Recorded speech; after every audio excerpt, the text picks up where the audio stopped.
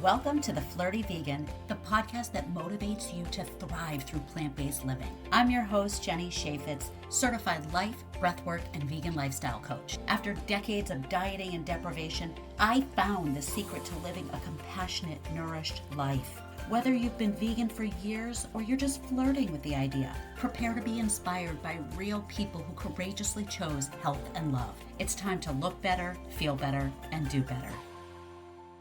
Hey everybody, welcome to another episode of The Flirty Vegan. My name is Jenny Chaffetz. I am a certified life, breathwork, and vegan lifestyle coach, and I am so thrilled that you have found your way here to this show. Maybe you're a longtime listener of Sideline Sisters and you have just stuck with me through the rebrand, or maybe you discovered this show because it appeals to something that you have bubbling within you. A desire to move away from eating and consuming animals, a desire to reduce your carbon footprint and do better for the planet, or maybe it's just a desire to look and feel better than you have been for a while. And all of that is possible when we reduce the amount of animals that we eat on a regular basis and move toward consuming more plants. And plants does not mean going outside and eating grass or leaves. Come on, let's get past that old myth and realize that it is a plentiful, beautiful variety of fruits, vegetables, whole grains, legumes, beans, nuts, seeds, mushrooms, herbs, spices. It's amazing. Think of all the things that you use to season animal products, all of the dry spices in your cabinet, fresh herbs that you get at the grocery store, or maybe you even grow them yourself. Mustards, vinegars, ketchup, salsas, all of those things that you use to improve the flavor of your animal-based dishes are plant-based. Isn't that amazing? I was just ready to burst when I made that realization in my brain that all of the things I use when I'm cooking are plants. And what if you used all of those beautiful plant-based seasonings to cook more plants? Use that cumin and coriander on chickpeas. Use that chili powder, cayenne, diced chilies, fresh jalapeno, smoked chipotle and adobo. Use all of that on beans and corn and stuff that in a tortilla. So good. I'm getting hungry just thinking about it. Now, if any of that whet the appetite, then I want to invite you to join me in January for a new group program so that you can learn alongside other people who are plant curious, health motivated, how to do this crazy thing that is reducing animal consumption. I understand that it goes against all the norms of society, marketing, tradition, but I want to invite you to consider what it would look like if you chose your food from a place of love, kindness, compassion, and empathy. You may recall from the last episode with Andrew DeCoriolis that he talked about his own epiphany that he was focused on prison reform and was awakened to the fact that so many humans are living in cages, essentially. And that brought him to think about the way animals are raised and treated so that humans can eat meat. But if that sounds totally crazy, then what if you prioritize your health in a way that led to long-lasting positive changes in your life? The science is there to show that plant-based diets help reduce blood pressure, lower cholesterol, lessen risk of all of the chronic diseases that so many people we know are suffering from, and also improves energy, sleep, clarity, skin, hair, nails, physique. So there's really no downside to trying this plant-based experiment. Look, I want to welcome you all to the possibility of moving away from animal consumption and into plant-based nutrition. So whatever your motivation is, fantastic, great. Join me in the program and I will cheerlead for you all day, every day. And all you have to do is go to the show notes and click the link for 2026 group program. Or you can go directly to theflirtyvegan.com/group program. This is a super low-cost program, so I invite you to grab a friend and just commit. Commit to trying this out. Because the worst thing that happens is actually going to benefit the planet. Every time you eat a meal without animals, you are not just saving their lives, you are helping the planet as far as natural resources, water, land, reducing emissions, reducing pollution, honoring the lives of slaughterhouse workers and people who live in the communities where factory farms are located. So check the link, let's do it. And now let me tell you about my amazing guest today. Her name is Cheryl Moss, and she is the host of the Better Life for Animals podcast and is a passionate advocate for animal welfare. She is on a mission to raise $100,000 for Mercy for Animals while spotlighting sanctuaries and changemakers who are working to end factory farming. Cheryl is also an accomplished children's author with books that teach compassion and sustainability to young readers. So I am thrilled to have Cheryl on the show. We have a beautiful conversation about our passion for veganism, the importance of animal sanctuaries, and the fact that as children, we all have a natural instinct to care for and protect animals that unfortunately society drives out of us. So I really hope you enjoy this conversation with Cheryl. And if you, the listener, are involved in any way with an animal sanctuary, if you are a volunteer, if you serve on the board, if you are somehow connected to a local animal sanctuary or rescue, then you will want to sign up for the summit that Cheryl is hosting in January to support the many sanctuaries around the globe that are struggling to raise money and operate in an efficient manner so that they can keep things going and help more animals. So you will want to check the show notes for that link. And if you know anyone who is involved in a sanctuary or rescue, then please pass along that link so they can attend this virtual summit. Now, without further ado, I bring you Cheryl Moss. Hello, Cheryl. Welcome to the Flirty Vegan. Thank you, Jenny. It's such a pleasure to be here. I'm so excited to have this newly rebranded show and be able to feature someone like yourself who's just such an inspiration. But before we get into all of you, so for the listeners who've been with me for a while, they remember that I had a show called Sideline Sisters. And the purpose of that show was to feature women who had overcome some kind of a challenge or faced an obstacle and built up strength and resilience and found the understanding from within to move forward and therefore have valuable insight to share with us. And this new show, The Flirty Vegan, is meant to encourage and inspire current and what I'd like to say future vegans or vegetarians or people who are willing to consider reducing animals for whatever reason. And I feel like you are such a beautiful combination of both visions of this show. What you're doing is so incredibly motivating, the work that you're doing in the world. So you've got this Sideline Sisters vibe going of getting out in the world and doing amazing things for all of us to learn from. And then you're also helping me with this message of speaking to the people out there who are a little bit interested, hopefully, in hearing about our connection to animals and making some changes. So Cheryl, with that, welcome to this new show and thank you for being who you are. Thank you, Jenny. I'm so excited to be here. Because this show is called The Flirty Vegan, we're going to bring in a little flirtiness to this. What attracted you to being a vegan? I love the fact that I'm not consciously, intentionally harming anything when I take a bite. That feels flirty to me. You know, I can feel happy with myself. I can feel good about myself. I'm not taking in pain and suffering and chemicals and all that unhappiness. That's, we're so fortunate because in today's world, there's no need. We have an abundance of fruits and vegetables and so many options Yeah. that it's lighter. It goes in easier. It digests better.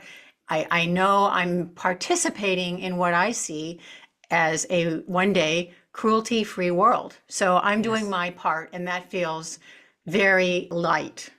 Yeah.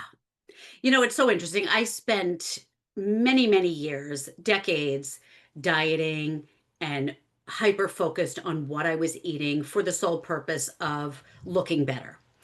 And all throughout that journey, I never had a positive relationship to food. Even if I was eating what was, on my diet, that I knew would result in a weight loss, having my salads with poultry and having my egg white omelets and so much low fat or non-fat dairy, I never felt good about it. I mean, I was following my strategy and checking those boxes for the diet, but food didn't make me feel emotionally good.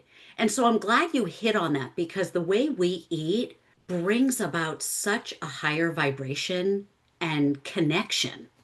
It certainly does. I can relate to what you said. I've always paid attention to what I've eaten all my life, obsessively at some points. And for many decades, it was all about, fitting into that certain outfit, which is, as not going to solve the bigger problem. And it certainly has nothing to do with overall health and vitality and sustainability. So I can't tell you how good it feels to try this out, Right? you know? It's like you don't know until you do. It Right. sounds people get hyper focused on the restrictive nature or so they think. The limited options again, so they think. And what they're cutting out versus what they're bringing in. When I was dieting, I swear I had about 5 different types of produce on a regular basis. I had apples, I may have had pears, I had romaine lettuce, I had carrots and broccoli. Those are probably like my primary things that were grown that I ate. Now, now that I've given up the animals, oh my God, every day I schooled the cashier at the supermarket yesterday on jicama. Ah, He had no idea what it was that I brought to the register. So I had to tell him what it was, describe it, how to peel it, how to eat it. And it was like doing a little workshop right there in the checkout line. And he's like, I'm gonna go get one right now. I gotta see what this is all about. Yeah, yeah, you better. While there's still some, because I'm gonna buy them all out. I find the standard American diet to be very limited. Mm-hmm. It's like 5 things. You go to any restaurant, they've got the same chicken this, beef that, Yeah, sandwiches. There's limited, and you're right. There's what is there? Romaine lettuce if we're lucky. There's, green beans, corn, oh yeah, potatoes. There are so many other options out there. And as you said, it's like you just have to give them a try. It's amazing how much more expansive my menu and my diet is today. And that feeds right into, Jenny, the idea about how we're taking care of our bodies and our gut biome and how, the recommendation is to get a good 30 different things in our right, body on a yeah, regular basis. And right. most people are not doing that. Yeah, it's wild. Again, like I go back to thinking of my dieting days with the limited amount of foods and almost all of them originated from a living being. And now to look at my bowl of tofu scramble that I use so many vegetables and so, whatever I can get my hands on. And it's like, oh, collard greens, yeah, let's try those. I've never cooked with those before. Right. Let's throw them in the pot with everything else. So good. So I am fascinated by your podcast and your mission in the world. So can you please tell this audience what you're doing outside of being a guest on my show? What do you do? Well, I have a podcast called Better Life for Animals, and we highlight animal sanctuaries where so many people are rescuing these animals and giving them the life they deserve and allowing the rest of the population the only opportunity, really, in many cases, to see how a cow really is, as opposed to what they have been taught based on media, and turkeys, and I could go on. But more often than not, these poor sanctuaries are, they're underfunded and they're just way too busy, saving animals in many cases, and the Right. vet bills and all the many things. Think about the Yeah. old days, when we hear about farmers, they got up before it was light and they weren't finished when the lights went out. Yep. So my show has invited many voices in the vegan movement, in the movement for compassion and sustainability. But we have highlighted those sanctuaries, and we're going to have a summit in January to bring best practices together. We've got some amazing guests who are running a financially sustainable sanctuary because they really are a business. And Yeah. if they're not being run as a business, you're in jeopardy of, not only losing your sanctuary, but then what about the animals? Because Right. this is a commitment in some cases for 20 years. Yeah. You're thinking about the life of the animal. So we are working on that right now to try and give the support that they need. So what is that summit going to look like? It's going to be virtual. Yeah. We have about 9 guests, and they're each going to make a presentation based on their best practices so that anybody who's working a sanctuary, interested in volunteering at a sanctuary, could use any kind of help, wants to visit a sanctuary, understands how they can level up their game and, Mm. keep these vital organizations alive. Oh, wow. I love that. It's such an interesting thing. Tell me what you think about this. I know plenty of people who will post on social media how much they love animals and they visited such and such petting zoo or some sort of a farm, let's say, with their kids, and they got to see the animals, and it lifted their spirits and all that good stuff. But they're still meat eaters, and maybe even some of those family farms do even sell animal products. So what are your thoughts on that? I'm against that. One of the criteria that we have to be on our show is that you are an ethical vegan. I Mhm. personally, I understand all of the forces against the general population and why it's difficult for some people to make the transition. So I have a lot of compassion in that space. But when you're already in the space and you understand and see these animals as the sentient creatures, the lovely animals that they are, who have feelings, who feel pain, who miss their mothers, all the things, I struggle with that one. It's like, Yeah. okay, in those cases, I'm hoping that you would make that connection and you won't be, you know, tending to the turkeys on Wednesday and eating a turkey on Thursday. Right, right. And I try so hard to settle myself into the compassion and communicate that. But there are times where I truly am having a boxing match in my soul because I don't know how to muster up enough compassion when I hear things like there's a farm, and I don't want to out them on the show, but there's a farm I know of that I wanted to connect with and somehow collaborate with, and they refused. Well, I'll put it that way. They refused to work with me because while they are somewhat of a home for rescued animals, they also have a store on their property that sells dairy, eggs, and I was told it used to be local meat, but they that might be on the fence now. I'm not sure about that one, but at the very least, dairy and eggs. So they refused to align themselves with someone who is openly vegan, sitting in that in that label. And I don't it changed the way I thought about this place. I said you have chickens, cows, sheep on your property for people to come look at and interact with, but then you sell the stuff in your store. Doesn't make sense to me. They may have been given a nice life, but at the end, they go to the same slaughterhouses as everyone at the factory farm. And it is an ugly sight. It's unnecessary, it's cruel, and it makes me question where we got the idea that we think they're there for us in the first place. Hmm. Yeah.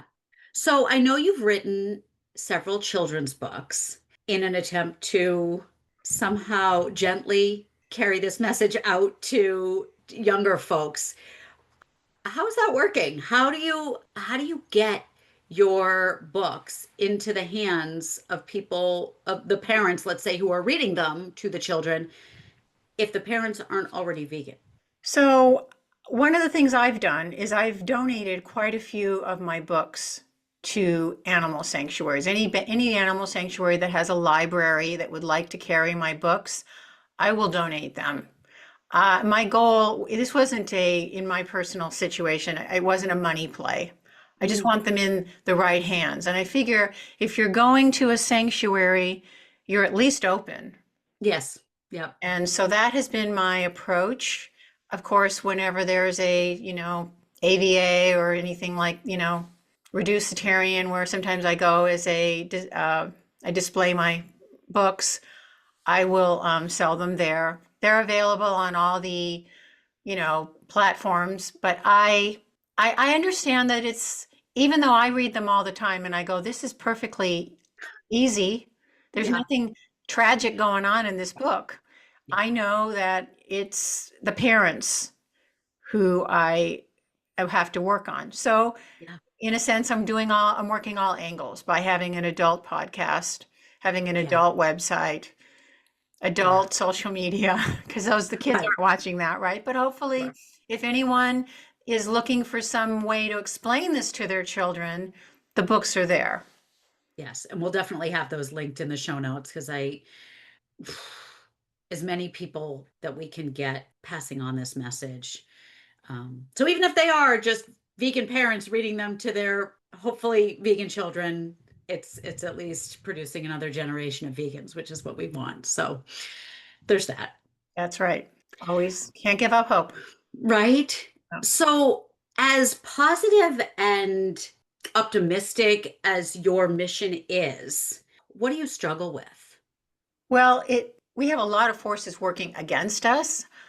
We're about 2% of the population, I hear, depending on who you ask, when you Okay. ask. And right now it feels like we're a little bit under attack. A lot of the things that we were working on seem to be, they've kind of been put on the shelf. But all the more reason why people like myself and yourself, it's like we have to speak up. We have to keep just boots on the ground, one foot in front of the other, because I happen to believe that, this tide will turn and we will go back. And there's a lot of reasons why that's going to happen, and the most obvious, of course, is that we're burning up the planet. Mm, There will be a time. I don't know that it'll happen in my lifetime. I wish I could say it would, when we will look back on this and go, we did what? hmm. That's barbaric. I've seen this cartoon where there are these aliens that, land. You've seen it too, and they Yeah. grab a human and they're talking about, oh, we're gonna have a great time. What do you eat? Oh yeah, we eat animals, and they're like, what? Right. They end up Love it. rejecting them and going, we're dropping you back, and that's one day we will look back on this and go, that was barbaric, but we're not there yet. And so I feel like if I could make this be a part of the movement that makes us 3% and 4%, and one day we could reach 10%, that's supposed to be a number that Yeah. we can start to have some influence. Yeah. Because right now, we have to be very careful how we coach things. We have to be very careful how we don't want to offend anyone. It's unfortunate because we're just speaking about compassion. And frankly, what we see on a regular basis offends us. Yeah. But yet we're trying to be careful not to offend others. Right. They get upset when we show them what's going on. But we didn't create what's going on. Right. Right. And Yeah. and the animals are still suffering as we aren't figuring it out. So Yeah. I feel determined for them. Mm-hmm. Mm-hmm. Oh, thank God. Thank God you're out here doing this work. Sorry to interrupt this phenomenal episode, but I gotta ask, are you ready to make positive, lasting changes to your health in this new year? I know every year you say you're gonna do it, and then a couple weeks goes by and wah wah, life gets in the way, so many excuses. But what if you could join a group program with like-minded people and a fabulous, knowledgeable, and cheerleader type coach that would support you in making gradual changes that will massively impact your health and the planet? If that sounds good to you, then please head to theflirtyvegan.com/group program or click the link in the show notes. Here's to a healthy, happy, and compassionate new year. Now let's get back to the show. So, what is it like for you living amongst people who don't understand your message? Like the just general people who are regurgitating the conditioning we all got growing up, but they're still. It has its moments. Most of the time I just accept it. I'm an example. I'm having with my friends, I'm having lunch with all of us. And sometimes because I'm there, they might make a different choice. Sometimes they don't. They know where I stand. If they wanted to ask me a question, I have an answer for that. But I just have to remind myself that I'm doing something that's, for the animals. And when I go to a restaurant and there's no vegan options, I'm the first one to fill out the card and say, I could use a vegan option. I have no problem saying I'm a proud vegan. I think it's a Yeah. beautiful word. And Yeah. what can you offer me? And I've seen my friends, like I'm like, oh, no cheese. And their face looks like, oh, she's embarrassing us. And I'm like, be embarrassed. I'm okay with I'm okay with that, because I would, if anybody stops to say, well, why wouldn't she want cheese? Because sometimes people will go, oh, you're vegan. Oh, okay. But you can have a cheese sandwich, right? Or, Mm. I'm like, or you can have an omelet, right? Like, then perhaps when I don't order those things and get alternatives, who's to say that that waitress or waiter doesn't go back and say, I thought that cheese was okay. And then they may look it up. They may Yeah. find out why cheese is not okay. Yeah. So you're advocating just by being who you are all day long. Yeah. Mm. And what brought you to veganism in the first place? I think it was a gradual move. So that's, I wasn't raised vegan. I raised my children. I wasn't vegan. And it was somewhat in the 90s where I started to really understand what animals go through. Because I don't think I did. I didn't grow up on a farm. I grew up in the city. And I, I mean, I knew they were killed, but I didn't think about it. Mm-hmm.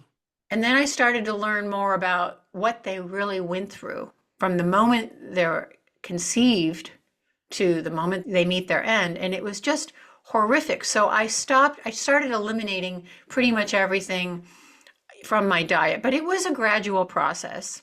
And I started to just hear things that I wouldn't normally have maybe paid attention to. Like there was this episode on NPR about someone had a pet chicken. And I'm like, a pet chicken.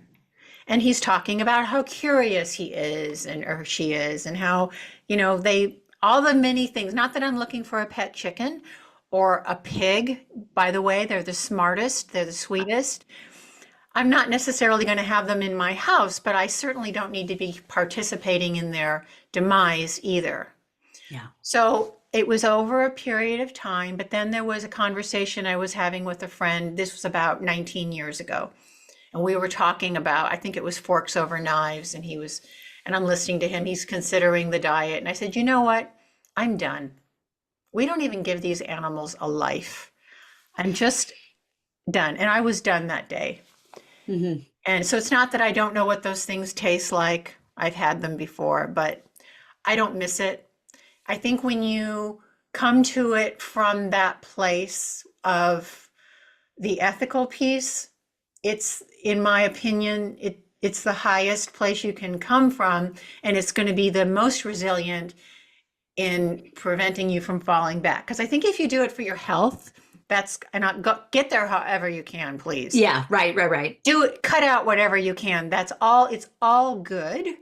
But Yep. if you do it for your health and then you don't get the results you want, or you fall back, or any number of things, it's, I've just noticed that people tend to, I've heard it where they say, well, yeah, I tried that, Yeah. you know. Yeah, I mean, it's just the idea of cheat day. It's like when you're doing something for health or for diet or for exterior results, it's easy to fall into that. I'll just cheat today. I'll go back tomorrow because you're not at that point of thinking, like, I'm not going to have a cheat day where today I decide to slaughter animals. Like, it doesn't register like that for me because health was not the motivation. Right.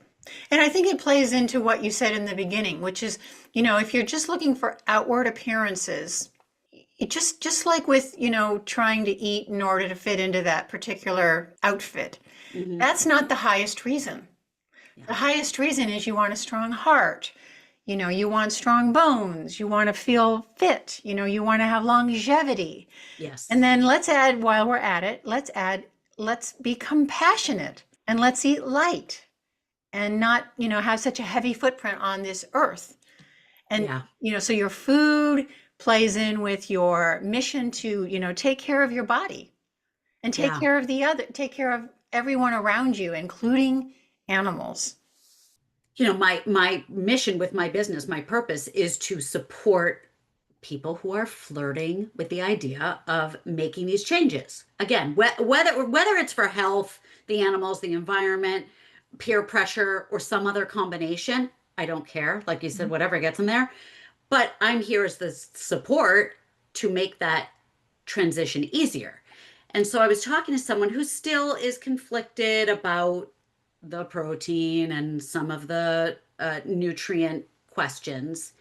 But she actually, now maybe this says something about her age, her journey of personal growth, but she said, you know, I, I bought the cage free eggs and I bought the organic chicken, but when I eat it, the next couple of days, I just want to stay in bed. I feel so sad. Now, it wasn't physical. It wasn't like I feel sluggish or I feel like I can't, I'm all inflamed and can't move. It wasn't that. It was a heart thing. She said, is that weird? Is that like the food tastes fine and it's packed with the protein and I'm not sure what else that might be beneficial, but I feel so just heartbroken. And I said, yes, that's real. Let me validate that right now. I mean, I know there's not like a scientific study connecting the consumption of sadness and it manifesting in our own bodies, but I believe that to be true. I think so many of those natural instincts are just ground out of us as people. Yeah. So, we come to the place where we are. It's not the average citizen's fault. Right. We have industries in support of keeping us thinking this, Billion-dollar you know, industries. worrying Yeah. about our protein, which we both know that is not the main cause of disease. And yet you can say that, and then they'll Yeah. go, okay, but where am I going to get my protein? So Yeah. it's in there. It can be broken down, but we're Mm. back to the child. A little child hurts something, they're going to feel the pain. They're going to express that pain. We as adults have been conditioned to buck up, you know, move on, that's life. Yeah. We teach our children that. There's 4-H programs and what have you, where they teach, you think about that. You have an animal as a pet, basically, where your child has loved and nurtured this child only to be sent off to be slaughtered. I mean, how cruel is that? And we teach our children that that's life. So there are a lot of programming issues that need to be, looked at, I think, because naturally, I think we have a lot more compassion, a lot more empathy than we're really allowed in this society to have in order to succeed, whatever that means. And empathy, I would say, in general, at least in a Western culture, is so lacking everywhere. I mean, I see it in just people out and about. I see it amongst teenagers.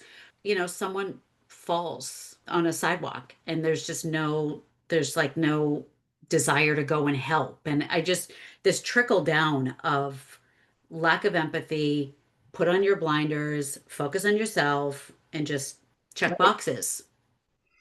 My whole working life, I've been in banking. About 20 years ago, I started at this new bank. I have to tell you this story Mm. because I think it fits. And I'm in, the HR intro piece, and they're saying, so if you see anybody around you has a medical issue or gets hurt or slips or falls or what have you, do not get involved because the Good Samaritan law will not protect you. I remember being so surprised by that. I thought, really? If somebody is hurt and they're right next to me and I could help them, I shouldn't? That's the kind of Right. messaging that America, I think, is under right now. I mean, I've seen a T-shirt that I really want to buy, and it says, "Make empathy great again." Ah, It's like that's missing. It's as though it's a weakness. right? Exactly. Right. I mean, I, yeah. I mean, I want to keep this show as unpolitical as possible, Sure. but since going vegan, I have become such a bleeding heart for everything. For everything. I mean, I had a bee in my car yesterday, Mhm. and I was like, oh, geez, what do I do? I mean, I don't want to get stung while I'm driving. So I just opened all the windows and prayed to God. I mean, I had my dogs in the car. I'm like, I don't know. There's two bees in the car, but I don't want to, I don't want to just swat a bee and then throw in actual humans where I'm so sad for the slaughterhouse workers. I'm so sad for the people who live in those communities, who are stuck in those communities because they don't have the socioeconomic means to leave those communities. And so they're just getting sick. They're smelling fumes. And again, all the workers everywhere who are stuck in these low paying, horrible conditions. This impacts way more, not to minimize it, but way more than just the animals. Mhm. We're all animals, Yeah. and it's hurting Yes. all of us. Yeah. It's hurting all of us. And Yeah. I think that's the message. So, all right, let's just flip this on its head. Where are you seeing hope or where are you finding joy? Well, I find joy every day. You know, I'm just one person. I can do what I can do. This system is huge. While it needs to come down, there's only so much that I can do or any one person can do. But by not participating in it and by speaking my truth and by having my books and having a podcast, sometimes that if you feel like, it's depressing, action, as we know, is the antidote to that. So I feel like I'm taking action steps. Everybody can do something. Everybody has different skills. And so, look at that and say, what can I do today? What can I do for the animals? Did this decision help the animals? And I take some comfort in that. I have no choice really but to be an optimist because I'm here. I have children, I have grandchildren, I have things I care about. I want the whole population to catch on, So I am optimistic. I think things are a little difficult right now, but as I said, we just keep putting one foot in front of the other. So many forces are in our favor to kind of bring this home. But so in the meantime, I'm a, just a regular person who goes to Pilates and has her dogs and watches TV and all the fun things. You can't let this bring you down, otherwise you won't stick with it. You've Yeah. got to, realize you've got a life. You have a life for a reason. I have a life for a reason, and I'm trying to live it to the best of my ability. So, just to add on to that, one little bit. When you have a conversation that maybe goes awry, or you say something about animal advocacy that falls flat, and someone turns to you and says, "Okay, well, I'm now going to order more meat, or I'm going to have a double cheeseburger." What do you do action wise to not let that seep into your soul? People are going to do what they're going to do. And what I say, if that's their response, then they need to do what they have to do. I can't help that. My response to that would be silence. I'm not going to take it any further. Clearly, I've triggered something. That's enough. And we'll let that sit. And who's to say they may not feel so great after having that double cheeseburger. I can't fix that. Is there anything you say to yourself or do as a practice to not let that mean anything about you, or get you down about your mission work not being successful, or I didn't convert that person, they didn't hear me, they didn't even want to engage in the conversation? So how do you talk yourself off that ledge? On a personal level, I don't find myself to be all that successful. In fact, they say, Yeah, your yeah, yeah, yeah. family, your friends, they're not don't go Sure. after them if you want to have a life. Yeah, yeah. I am of the opinion that whatever I do by being an example, when asked, being an advocate, I don't know where that's going to land, and I just let those little seeds fall. I went on a trip to Japan in June. I could have gone on a vegan trip, and maybe I would have had a better time in some situations, but I was instead the only vegan on this tour. And Mhm. they accommodated me beautifully. But the food wasn't like, oh, everybody wanted to have what I was having. Okay. And it was, in some days, it felt a little challenging. But I have to talk to myself about that. It's like, wasn't that being an advocate? Everyone around me is like, what is she doing? They're at least, who's to say they don't go home and give it a try? You Right. don't know. Who's to say that someone in the kitchen had to come up with a different way to make tofu? And they're like, I can do that again. You don't know how it's going to land just by your example.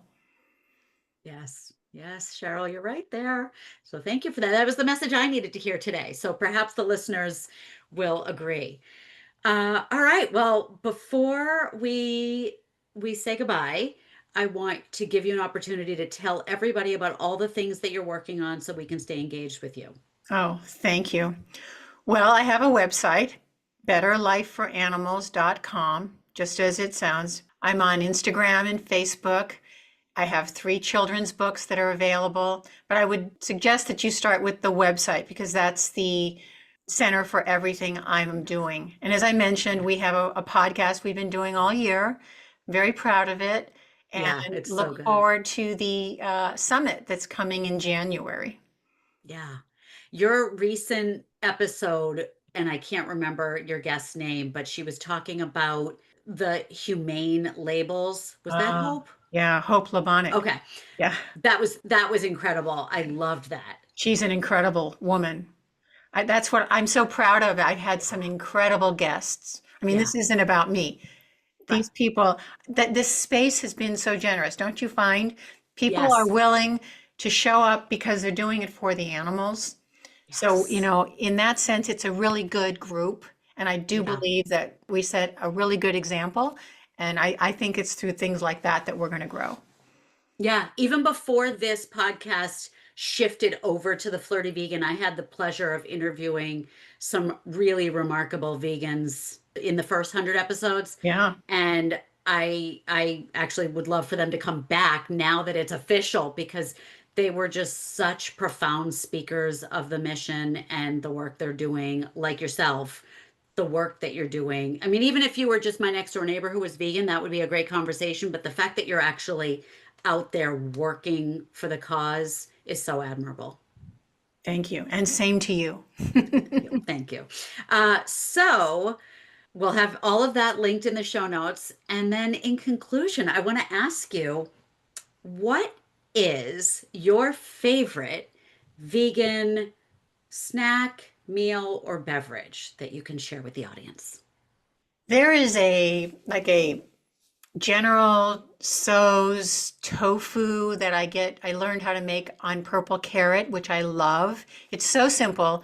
Basically, you got three components. You've got brown rice, you've got broccoli, but it could be another green. And then they take this tofu with soy and ginger and I think maple syrup, a bunch of things, and you make it really kind of yummy, spicy, and it is delicious. So I would have to say that's my one of my favorite meals. As a snack, I'm a big nut person. I love almonds, I love walnuts because they fill you up Yeah. Yeah. and they're good for you. Yeah. And as far Yeah. as I'm not much of, if I'm not making a smoothie, which I can do, I make a protein smoothie once in a while. Nice. Personally, water with lemon is Yeah. my favorite beverage. Yeah. Yeah. Speaking of nuts, a friend once bought me as a little gift because I'm a vegan and she thinks of me, even though she's not. She bought me at do you have Trader Joe's near you? I do. Okay. I hope they still make them because they were delicious. I think it was the everything bagel Oh, seasoning oh yeah. cashews. It was Hmm. a cashew Hmm. almond. It was so good. Yes. I gotta thank Trader Joe's for that one. Yeah, Trader Joe's is a good one for a lot of varieties of the different fruits and vegetables that you don't normally see, all these spices and seasonings. Yeah. It's eye-opening. There's a Yeah. whole world out there of delicious foods. Isn't it so funny the Yeah, things that you walked by and never noticed before, but now that like white miso paste. right. Never noticed that before, but now it seems to be in, oh, I'd say like 25% of the recipes that I end up looking at. It adds such a punch of flavor. Yeah, You know, it's crazy. miso is wonderful. So is tahini. Yeah, There's all yeah, these little varieties of ingredients that I encourage everyone to give it a try. Just give it a try. Try one recipe with a few things that you didn't have in your pantry normally. I think you'll be pleasantly surprised. I know. To come full circle to the beginning of the conversation, it is just such a seductive way of living. It truly is. Cheryl, I thank you so much for your presence and for everything you're doing in the world. God bless you. Right back at you, Jenny. Thank you.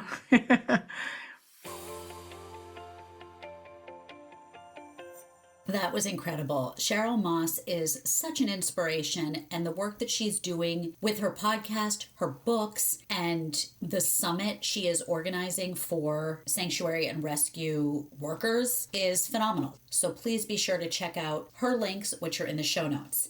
Now, let me get into the juicy bits. Number one, the best part of being vegan is knowing we're not consciously harming anything when we eat. It just feels lighter. Number two, a varied whole food plant-based diet is so good for the gut microbiome. And aren't we all hearing about gut health these days?